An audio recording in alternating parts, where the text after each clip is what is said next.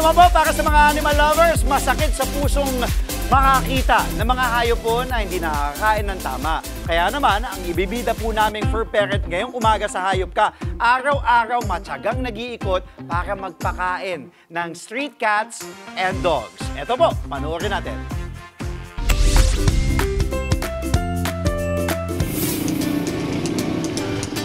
Ang pagpapakain sa mga hayop sa lansangan, minsan ang naging gawain ng ilang animal lovers. Ang isa sa kanila, tinodo ito at ginawang pang-araw-araw na gawain. Meet Cherry Lynn Arcio, ang kinabureang stray feeder by heart at good Samaritan ng stray cats at dogs. Hindi ko matiis na nakatunganga yung aso pusa. Naglalaway sila eh. Hinahanap din nila yung mga pagkain. Ang pagmamagandang loob na ito ni Cherry, nagsimula raw sa isang inabandonang aso na kanyang napulot. Sa kasamaang palad, pumanaw ito kalaunan. Wala akong nag-claim. Nagsabi na ako sa aso.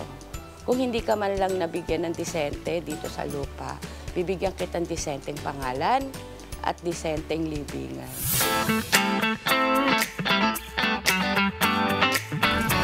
Ito ang naging metya ng advokasiyang isang taong mahigit ng ginagawa ni Cherry. Sakay ng kanyang e-bike, araw-araw niyang binabagtas mula sa kanilang bahay sa Novaliches hanggang sa Caloocan at Bulacan para magpakain ng strays.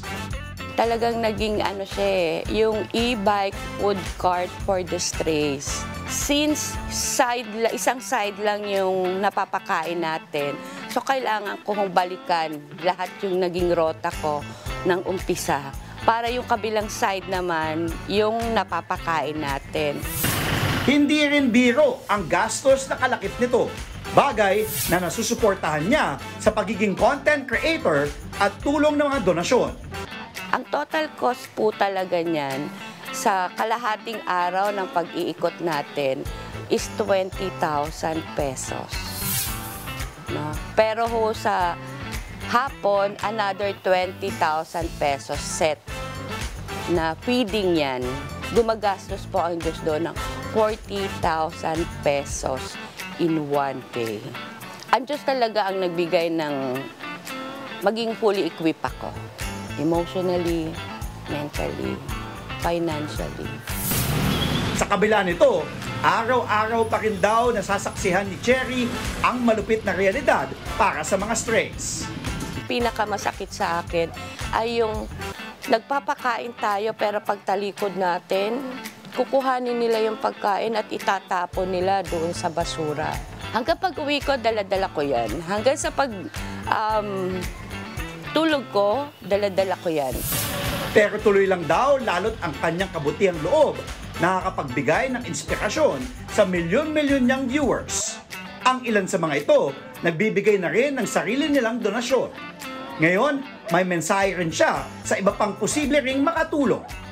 Nananawagan ho ako sa lahat ho ng anak ng Diyos na hindi ho masama ang magpakain sa kalye.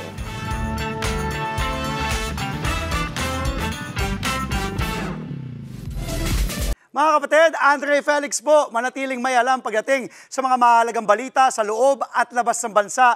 Mag-follow at mag-subscribe na po sa social media pages ng News 5.